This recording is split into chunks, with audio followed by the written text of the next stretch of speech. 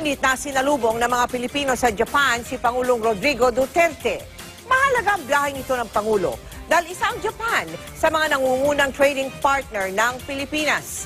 Mula sa Tokyo, Japan, nakatutok si Maki Pulido. Maki. Alam mo, Mel, mula sa airport ay dumiretso si Pangulong Rodrigo Duterte dito sa Palace Hotel sa Tokyo, Japan, kung saan ilang oras nang naghihintay ang nasa mahigit 1,000 Pinoy. Pagpasok pa nga lang ni Pangulong Rodrigo Duterte ay naghiyawan na ang ating mga kababayan. Marami sa kanila galing pa sa iba't ibang probinsya at syudad ng Japan. Mahigit 200,000 Pinoy ang nakatira dito sa Japan at sa overseas absentee voting lamang dito si Duterte noong nakaraang eleksyon. Maliban sa maraming Pinoy ang dito nakatira at naghahanap buhay, mahalaga ang biyaheng ito dahil top trading partner ng Pilipinas ang Japan. Pinakamalaking official development assistance para sa Pilipinas ay galing sa Japan. Kaya malaking pasasalamat ang ipinaabot ni Pangulong Duterte sa Japan. Sa speech niya, sinabi ni Duterte na Japan ang may pinakamalaking tulong na ibinigay sa Pilipinas. Mas komportable nga raw siya sa Japan at China. Mas komportable ako dito sa Japan.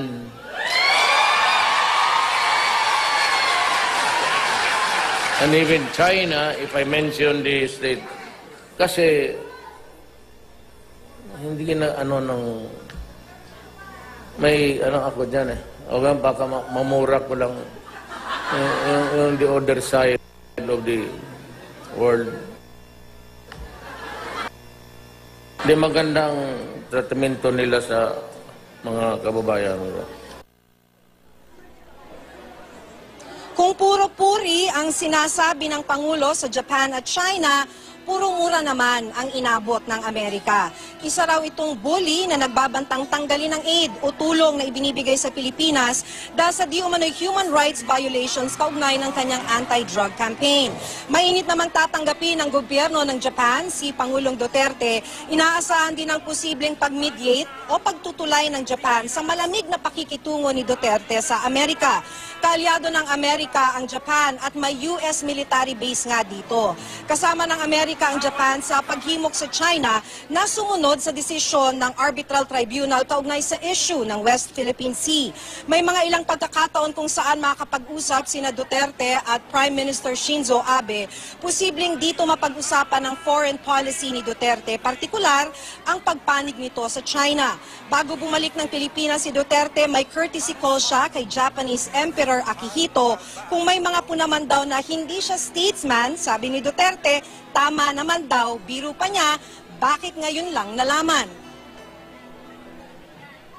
Sabi nila, si Duterte is not a statesman. He behaves like a hoodlum. Tama ka. Wala eh. Ngayon mo lang nalaman? Pero ang pinaka-ikinatuwa ng mga kababayan natin ay yung bili ng Pangulo sa susunod na pag-uwi nila sa Pilipinas. Kung may mangikil daw sa kanila na halimbawa taga-customs o taga-immigration, sampalin daw nila, gumawa ng eksena at magsumbong sa media.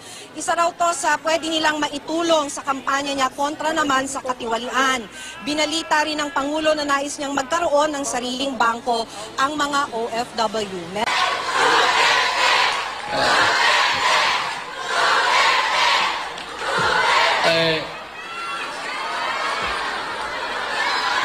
Nandito po sa kamay ko ang listahan ng mga kasama kong opisyalis sa gobyerno natin.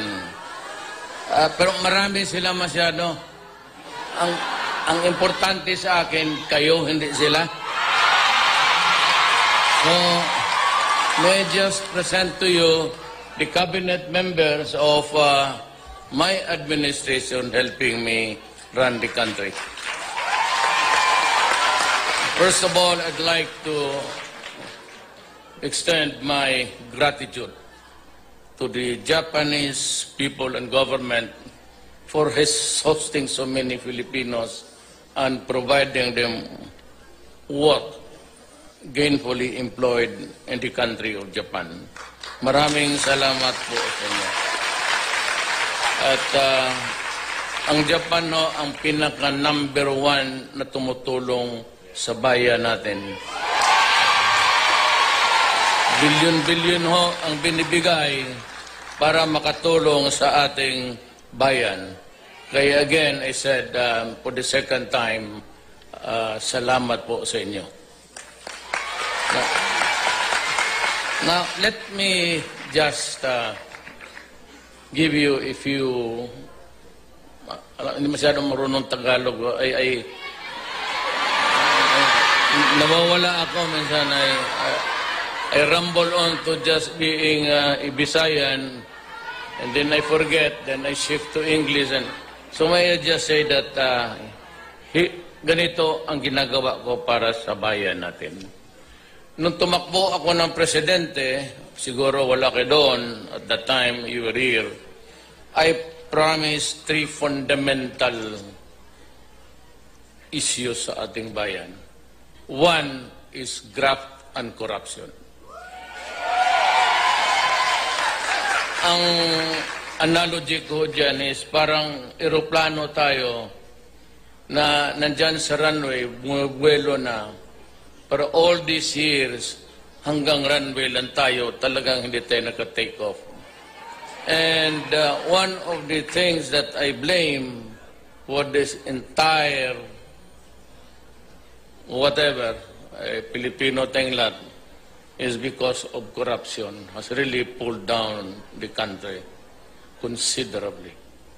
Second ho, I promised you itong drugs kasi mabigat na problema sa bayan. Ang third, criminality.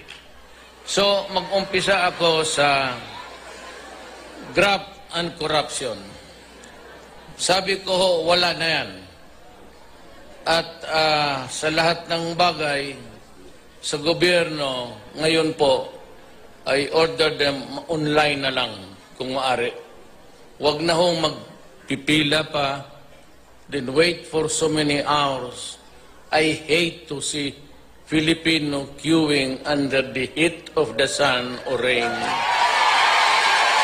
At sabi ko, kaya naman talaga niyan, napakamarami ng computer na nabili ng gobyerno, libo-libo na po at pahirapan pa rin. So sabi ko, ease up the burden of the Filipino. Kaya dito kay Secretary of Labor, kay Bebot Belio. I think he was the Secretary of Justice noon yun sa panahon ni Arroyo.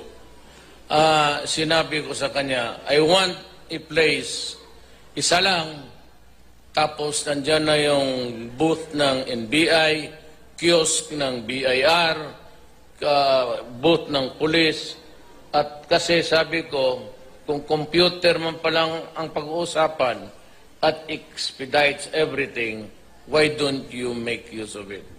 So kayo, next time, gusto ko sa isang building lang po. Doon kayo sa NBI, doon maghintay. Tulbok-tulbok na yung yawa ng bakit nila. Why do you have to... I don't want you to wait. Rito, kung nandyan, computer man kaya yan, super fast, di lalabas yan kung anong record mo. Kung ikaw ba'y NPA, kailangan ng trabaho, di bigyan ng visa o... Kung ikay food upper, pumasok ka sa yung door na yan, tuloy-tuloy ka na. Wala na problema. Yan ang gusto ko po. One-stop shop. Talagang one-stop shop. Yan ang gusto ko mangyari sa pati yung maritime, yung sa mga sailors natin, ganun rin. But I'm thinking really seriously now, dito na magkaroon kayo ng sariling bangko ninyo. Maybe yung postal bank ng gobyerno, wala namang sumusulat ngayon sa sulat, my love. Dadating ako na, puro load lang naman yan. Load lang yan love ngayon, hindi na sulat. So,